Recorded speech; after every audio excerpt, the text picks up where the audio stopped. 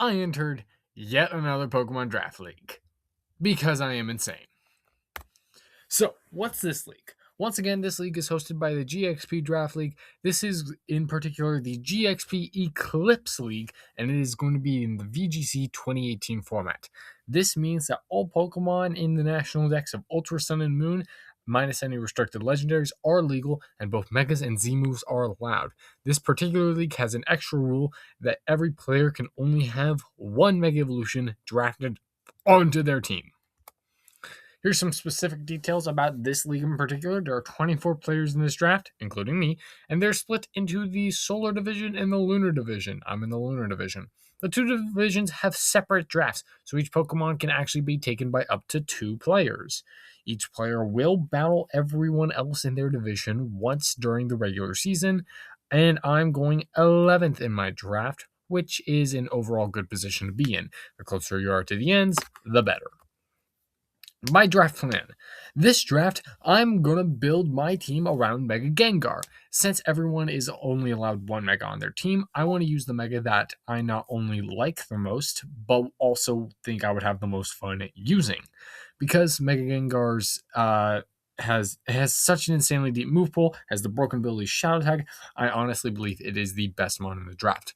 Additionally, I want to grab Politoed and Ludicolo for an additional rain mode, plus Politoed could add some extra Perish Trap shenanigans. If you saw my last league, you know I enjoy some Perish Trap. I want to grab Amoonguss for redirection, Raichu and Torracat for fake out support, and Mega for Tailwind. If Gengar gets taken, I'll pivot to Celesteela for my round 1 pick, and then I'll draft Mega Swampert later, leaning just fully into the rain mode of that team. The draft did not go according to plan. Both Mega Gengar and Celesteela got drafted round 1 before I could get either, so I had to make a hard pivot. After some planning, I decided to just fully drop the rain aspect of my team. My new team, my new plan is going to be centered around Kommo-o and Mega Mawile. Kommo-o has a really broken Z move and also just has really great stats and move pool, but it is extremely weak to Fairy, which Mawile covers really well, being a Steel type. The rest of my team is just going to be filled out with generally good support and damage mons, like Amoonguss, Torracat, Gyarados, Dusknoir, Mega, and Ferrothorn. How did the draft actually go? I got Kommo-o, but I decided to get greedy and wait to get Mawile until round 4. Between then, I got Amoonguss and Torracat, 2 mons I absolutely needed. The rest of the draft actually went completely according to plan. I managed to get Gyarados as a second Intimidate user and valuable damage dealer. Got Dusknoir as a nice bulky Pokemon. Dusclops technically would have been better with a Violet, but I prefer Dusknoir since I can actually hold a different item, and it was cheaper. Then I wanted Mega, Ferrothorn, Toxapex, and Blaziken, and I got all of them. However, later I realized that Scizor was just strictly better than Ferrothorn, so I ended up trading Ferrothorn for Scizor as soon as I could, because they were at the same price point. How do I feel about the draft? Even though I didn't get the picks I originally wanted, I'm a little bit salty about not getting Mega Gengar. I did end up with a team that I think has a lot of balance between offense and defense, and I think it synergizes really well, and it covers each other's weaknesses. I do think it's going to be a particularly hard team to counter, though I do have a big issue with this team. I have the slowest team in the draft. All of my Pokemon have less than 100 base speed. It does have a lot of ways to buff its speed, so I'm not devoid of speed control, but it'll be a mental adjustment for me because I am used to running really fast Pokemon. Meet the team, Kommo-o. Dude, Kommo-o's Z move is so broken. Clangorous Soul Blaze. It is the only Z move that hits both targets in a double battle, and it gives Kommo-o an Omni Boost. It does have the small issue of not being able to hit Fairy types, which is the best type in the game, and I do believe every other person in the draft has at least one Fairy type, so that's going to be fun. But if I manage to catch my opponent's health position, that Z move can go dummy strong. It does have really good offensive coverage, both on the physical and special sides. It will always contribute to a battle if I bring it, and I nicknamed it Screamer. Amoonguss, this is the GOAT of support Pokemon.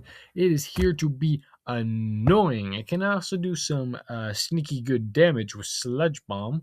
It absolutely bullies the fairies that threaten Kommo-o, and I nicknamed it Trans Rights because trans rights are human rights. Torracat. This is Incineroar Light. It has Fake Out and Intimidate support. It can actually be surprisingly bulky holding the Eviolite. It's another Fairy Resist. I named it Rousey. That's a carryover from the other league I'm participating in, where I also have Torracat, and I also named it Rousey. By the way, we are the Kansas State Torracats, so this is the mascot pick. I kind of had to get it. Mega Mawile. This is the team's residential Mega Pokemon. Literally the biggest attack set in all of Pokemon with huge power. It pairs really nice with Combo. And another Fairy Resist. I nicknamed it Diva. Gyarados. It could be offensive with Moxie or defensive with Intimidate. It has a really large move pool. It can be whatever the team really needs it. It could be offensive, it could be defensive, it could be support. It could be a sweeper set with Moxie, or it could just run Intimidate. I nicknamed it Legend. That's named after the first ever red Gyarados that I caught, which I also named Legend. Dusknoir. It's a ghost typing, which is always valuable. This dude is bulky, dude. Dusknoir is fat in a good way. Frisk is an amazing ability in draft because it lets me see my opponent's held items. Keep in mind that we're going to be playing in closed team sheets, and these battles will be best 2 out of 3, so being able to see my opponent's held items, it's just a really helpful thing. It has a really good supporting move pool, and I named it Ghost Freak. Meet the team Yen Mega. Speed Boost plus Tailwind can fix my team's speed issues. Air Slash Flinches can always be a pain. Buddy is mostly here for the speed, and I named it Too Fast for You. Scizor. Strong priority damage. Bullet Punch is so strong. It's been a while since we had a Fairy Resist, so here's another.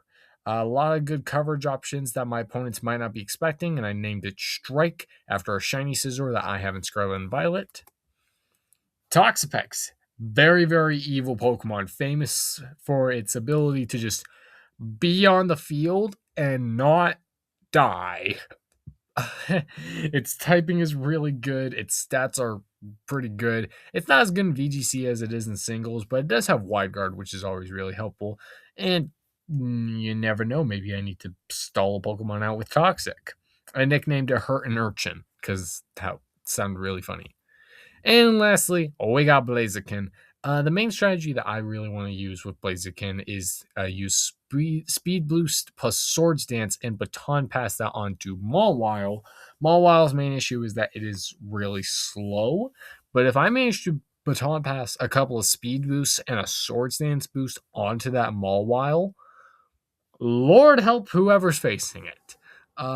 It's also just a good offensive model with some good offensive tools, though I did learn that it actually doesn't have close combat in this gen, so that's going to be difficult.